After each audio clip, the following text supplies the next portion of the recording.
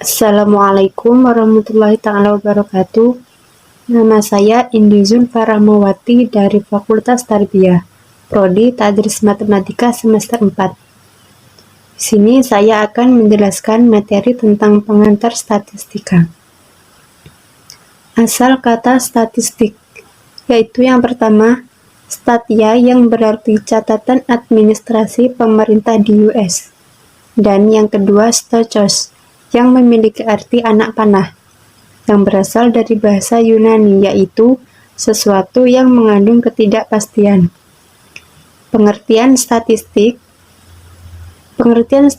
itu sendiri adalah data, atau bisa diberi arti ukuran sampel.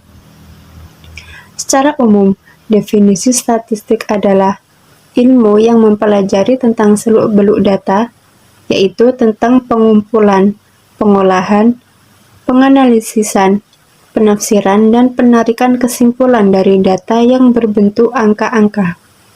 Kemudian, ada pengertian statistik menurut J. Supranto. Definisi menurut J. Supranto terdapat arti sempit dan arti luas.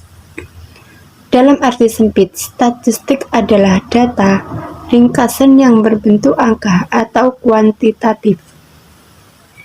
Dalam arti luas, statistik merupakan ilmu yang mempelajari cara pengumpulan, penyajian, dan analisis data, serta cara pengambilan kesimpulan secara umum berdasarkan hasil penelitian yang menyeluruh.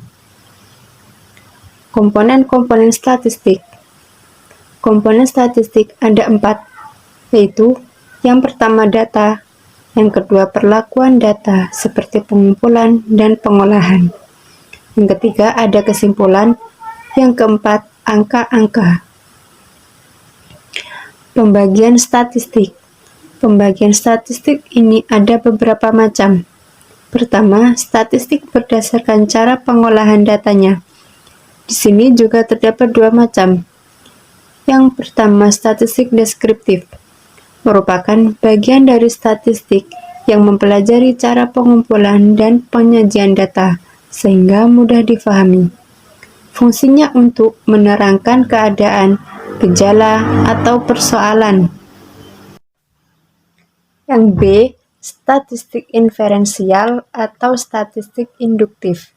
Ini merupakan bagian dari statistik yang mempelajari mengenai penafsiran dan penarikan kesimpulan yang berlaku secara umum dari data yang tersedia.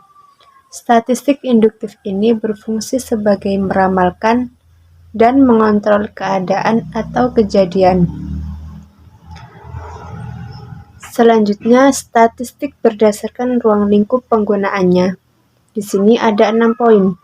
A. Statistik sosial, B. Statistik pendidikan, C. Statistik ekonomi, D. Statistik perusahaan, E. Statistik pertanian, F. Statistik kesehatan. Statistik berdasarkan bentuk parameternya. Ada 2 macam.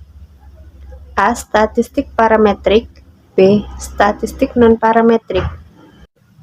Statistik parametrik ini merupakan bagian statistik yang parameternya dan populasinya mengikuti suatu distribusi tertentu, seperti distribusi normal, dan memiliki varian yang homogen. Kalau yang statistik non-parametrik merupakan bagian statistik yang parameternya dan populasinya tidak mengikuti suatu distribusi tertentu, atau memiliki distribusi yang bebas dari persyaratan dan varian tidak perlu homogen. Peranan statistik. Ada peran statistik dalam kehidupan sehari-hari, seperti angka-angka kenakalan remaja, tingkat biaya hidup, dan tingkat kecelakaan lalu lintas.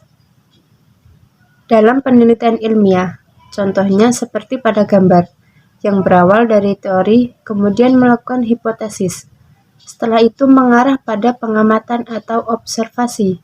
Lalu, peneliti untuk membuat generalisasi empiris. Peran yang ketiga dalam ilmu pengetahuan. Perlunya statistik. Ada 4 macam. menjelaskan hubungan antara variabel-variabel, membuat rencana dan ramalan, mengatasi berbagai perubahan, dan membuat keputusan yang lebih baik. Fungsi statistik. Ada bank data, alat quality control, alat analisis, pemecahan masalah, pembuat keputusan dalam kehidupan sehari-hari. Metodologi statistik. Pemecahan masalah secara statistik yang terdiri atas beberapa tahap. 1. Identifikasi masalah. Sebagai upaya untuk menjelaskan masalah dan membuat penjelasan.